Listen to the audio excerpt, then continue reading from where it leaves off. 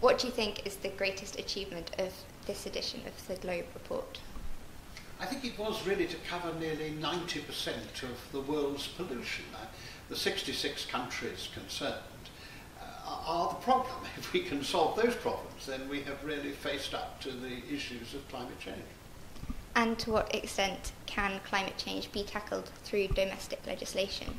Well, in a sense, it has to be tackled through domestic activity, because it's only by doing things in each individual place that you achieve the total end. But of course, there's got to be an overarching system.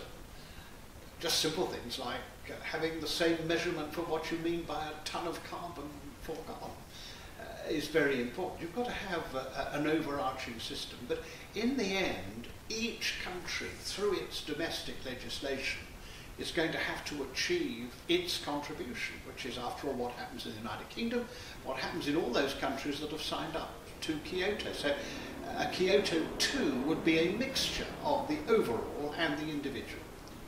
And do you think that is an approach that is more sophisticated than Kyoto 1? Well, I think it's a matter of stages on the process. I mean, in Kyoto 1, most people were arguing about who should carry the burden. Now, most people are recognising that this is something that affects all of us. So we all know we have got to act. If you look at the Chinese, who are perhaps doing more than any other country, it's doing it not because of some international view, it's doing it because it recognises that climate change is a threat to itself. So what we're talking about now is not so much how do you share the burden out, it's how do you solve the problem. So it's a different issue, and I don't think it's the same response that's needed. It's something in addition to Kyoto 1. At the moment, we've got all the climate legislation taking place in different countries, and that fits in quite well with the bottom-up approach that the UN is going to take. How can we make sure that that bottom-up approach and the legislation adds up to 2 degrees? Well, it's very difficult because of the present situation it doesn't.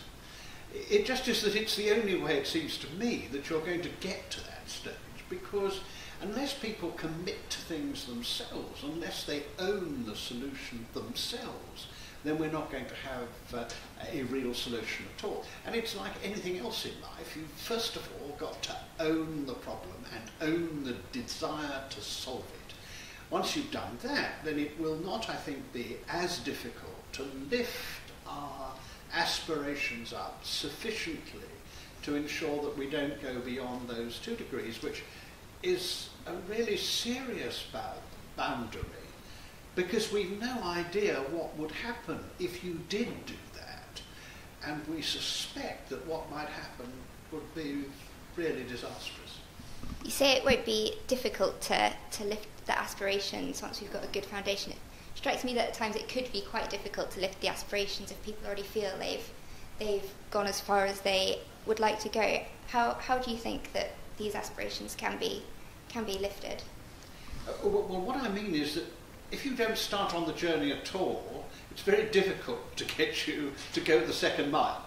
I mean, that is, after all, the meaning of that phrase. You do the first mile, well, then you can get someone to go the second mile. I don't mean that it's going to be easy in the absolute terms, but it seems to me much easier once people have set out on the journey to say, can't we hurry up a bit?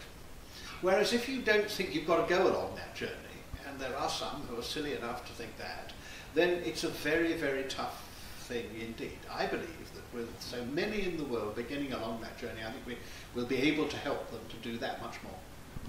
Having looked in such detail at the legislation of these 66 countries, do you think the UK can still safely say it's leading the way? Well, I think we're leading the way in one particular way, and that is that we do have a statutory basis, both for our commitment to reduce our emissions by 80% by the year 2050, and that we have a climate change committee which has real responsibilities and which lasts and produces the necessary budgets to lead us to 2050. I think institutionally we're probably still ahead. But my goodness, lots of people are doing all sorts of things which we can learn from, and the idea that we're stuck out there way ahead of other people is no longer true. And it's one of the great advantages of this document is that it shows everybody that they're not the only ones, that others too, and in very difficult circumstances. If you look, Portugal, which has been hit hugely by the recession, Portugal is sticking to its guns. It's determined to make its contribution. Look at Korea, look at China, look at Mexico. You begin to see that the world is now filled with people who are determined to beat this global threat. Do you think having such a thorough overview of what countries are doing on a domestic level across the world undermines the argument that many people make that, you know, we're just one country, we can't do it? You know, how does it help in bringing everyone together in that way? Well, there's no doubt that whenever you go anywhere in the world, the first thing that people say is either we're doing it and no one else is, or why does it matter that we do it because we're only a tiny bit of the whole. What this does is to show that the whole is an addition to with each of those tiny bits. I mean, we add up to it, and that none of us can fall out if we're going to have the success we need. And the second thing is, when you realise that other people in much worse conditions than yourself, I mean, fancy Mexico going to the extent that it is, with all its problems, South Africa, thinking about what Portugal, as I said earlier, was doing. It really does say to Britain, which is in a much more favourable economic situation than any of those, it really just reminds us that not only aren't we on our own, but also we've got some pretty heavy challenges from other people who really are going further, given their circumstances, than we have yet done. Do you think this could be a prompt to the UK to take it the next step? Well, I hope it will be an encouragement to the UK. UK is a remarkable country in the sense that we have a real consensus and that all parties are seeking to achieve this end. What I hope it will do is to remind, for example, Canada and Australia, who are in fact in an outrageously unacceptable position, because they have stepped aside from what's happening for the whole of the rest of the world. And for two English-speaking countries to have done that, I think is really sad. I mean, of course, Canada has the advantage of having the remarkable exemplar of British Columbia with its carbon tax, which is extremely good. And there are other bits of Canada that have been trying very hard to make up for what the country as a whole has not done. Australia is a sad example of going backwards. And I think it's a great pity. It's wholly contrary to the science. It's wholly contrary to the interests of Australia. And I hope that many people in Australia will see that when the rest of the world is going in the right direction, what nonsense it is for them to be going backwards. How much do you think Australia's attempts to repeal the carbon tax has resonated across the rest of the world? Oh, I think Australia is seen as being a very, very odd exemplar.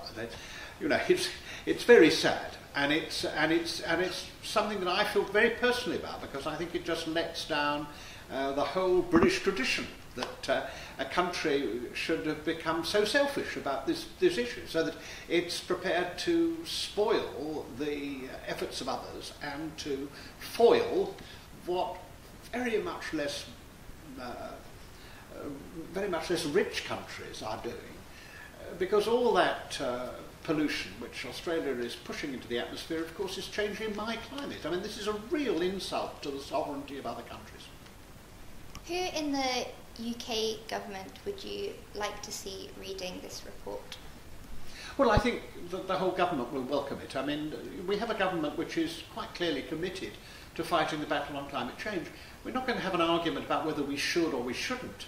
The only arguments in the future is the best way to do it. And those are good arguments. I'm in favour of that, because we must do it in the most cost-effective, both cost and effective way that we can. So it's a different situation in Britain. Of course, there are individuals who have not yet caught up onto the modern science and who still wish that it weren't like that. But I have some sympathy with them, because I wish climate change wasn't happening. It was so much easier for us all. It wasn't. I don't want it to happen.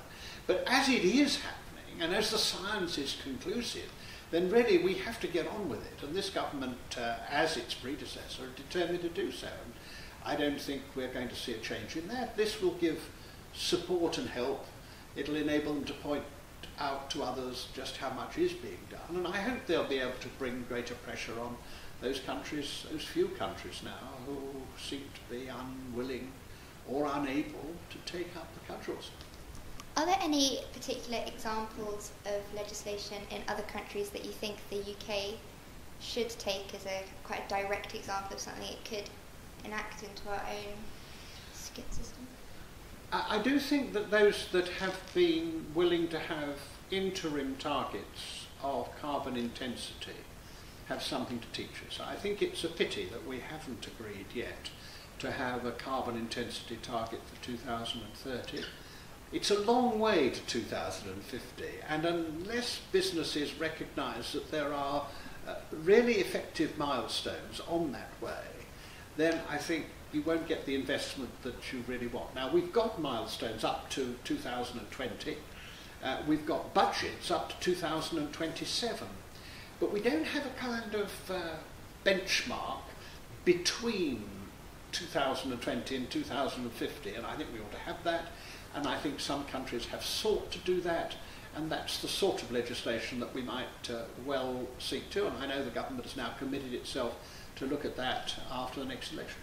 Is legislation enough, or does there still need to be a social education towards climate change? Well, legislation in any circumstances is not enough. You've actually got to have society backing these things. And one of the things that's very noticeable in Britain is that the majority of people, when you push them, certainly think we ought to do something about it, but they're not out there waving the flag saying they should, and I'm not sure that they ever will be.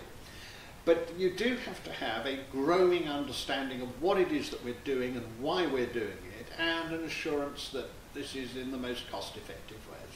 No point in trying to do things expensively if you can do them cheaply. No point in picking the high fruit if you can pick the low fruit. All those things we've got to get right, and that's one of the things that we perhaps haven't been as good at communicating in the past. I'm very keen on improving that. Lord Deben, thank you very much. Thank you.